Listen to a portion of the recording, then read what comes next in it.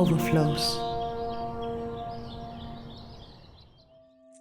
When you are deeply empty, what happens when you are deeply empty? When you are deeply empty, you are like a hollow bamboo. Whatsoever you do or speak is not from you, because you are no more. Emptiness means the ego is not there. All that is related to ego, the conditionings, and all other related things are not there.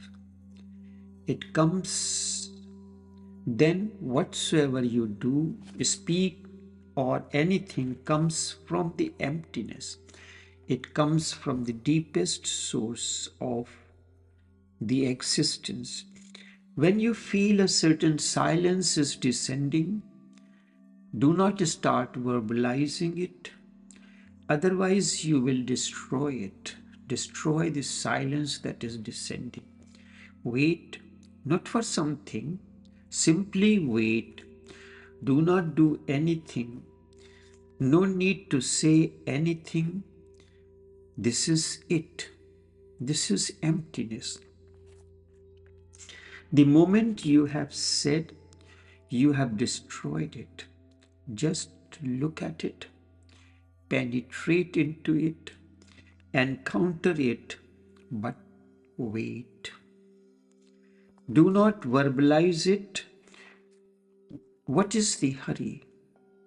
Through verbalization, the mind has again entered from a different route, from a different door, and you are deceived.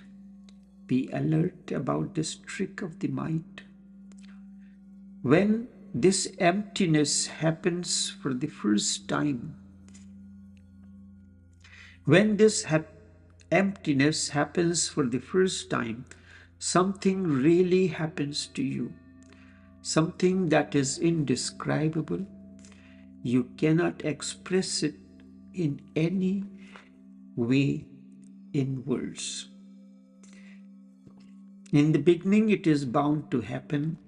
So whenever this happens again, just wait.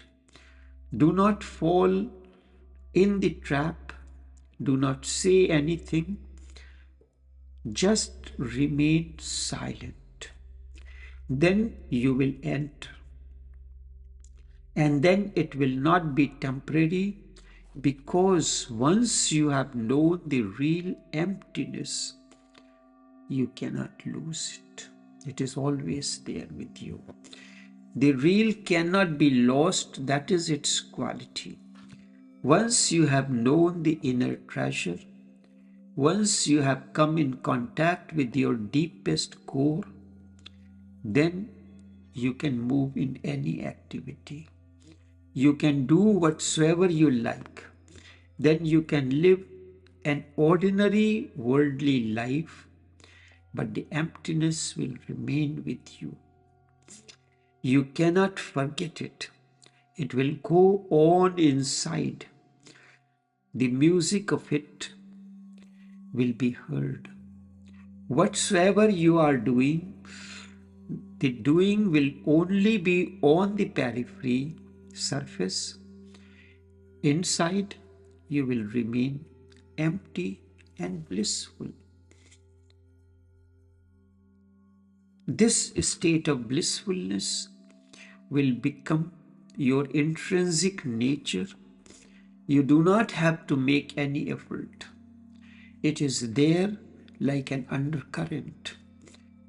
You may be engaged in any activity on the surface, but deep down, the nature of the bliss, the harmony will not change.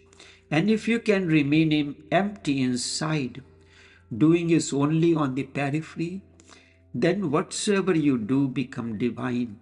Whatsoever you do takes on the quality of the divine, because now it is not coming from you, Instead, now it is coming directly from the divine, directly from the original emptiness, the original nothingness.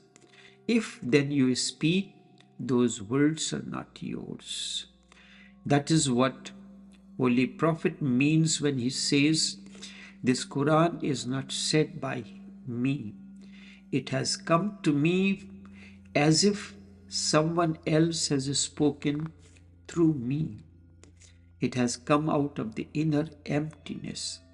That is what Hindus mean when they say Vedas are not written. Instead, they happen. They are not human documents, but the divine, the God Himself has spoken. These are symbolic ways of saying something which is very mysterious. And this is the mystery. When you are deeply empty, whatsoever you do or speak is not from you, because you are no more. You are like a hollow bamboo. You are simply the passage through which something is happening. It comes from the emptiness. It comes from the deepest core of the existence. It comes from the same source from which this whole existence has come, emerged in the beginning of the creation. And then you have entered the womb, the very womb of the existence. Then the words are not yours. Voice may be yours. Punctuation may be yours. But the words, the message is not yours. Then your acts are not yours. It is as if you are just an instrument of the divine, an instrument of the whole. If emptiness is felt only momentarily, and then it comes and goes like a flash, it is not real. Still, much is to happen. And if you start thinking about it, even the unreal is lost.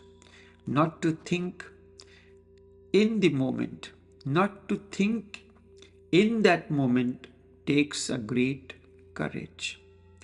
It is the greatest control I know when the mind becomes silent and when you are falling empty. When you are falling empty, it takes the greatest courage not to think, because the whole past of the mind will assert. Your conditionings, past beliefs, memories will assert. The whole mechanism will say, now think. In subtle ways, indirect ways, your past memories will force you to think.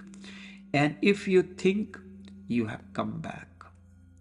If you can remain silent in that moment, if you are not tempted by the mechanism of your memory and the mind,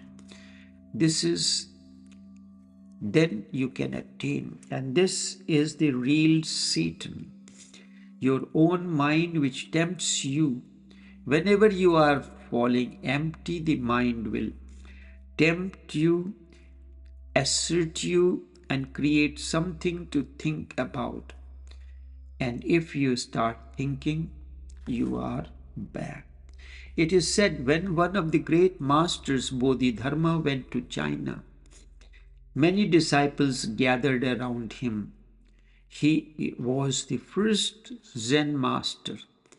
One disciple who was to become the chief disciple of Bodhidharma came to him and said, now I have become totally empty.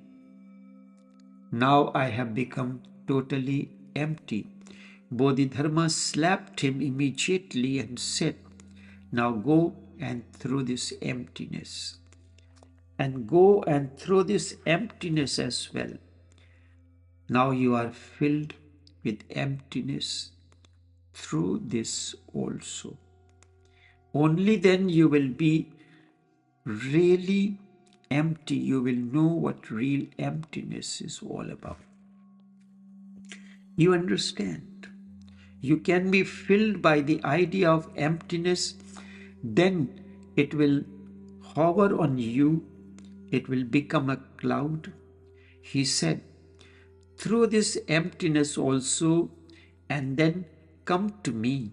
Through this emptiness that you say that you are empty, and then come to me. If you say you are empty, you are not empty. Now the word empty has become meaningful for you, and you are filled with it. The same I say to you, through this emptiness also. When it happens, words fail. You are in a kind of a state that you cannot explain it, even if you try. And the master, like an X-ray machine or MRI, knows what is the inner state. Enough for now.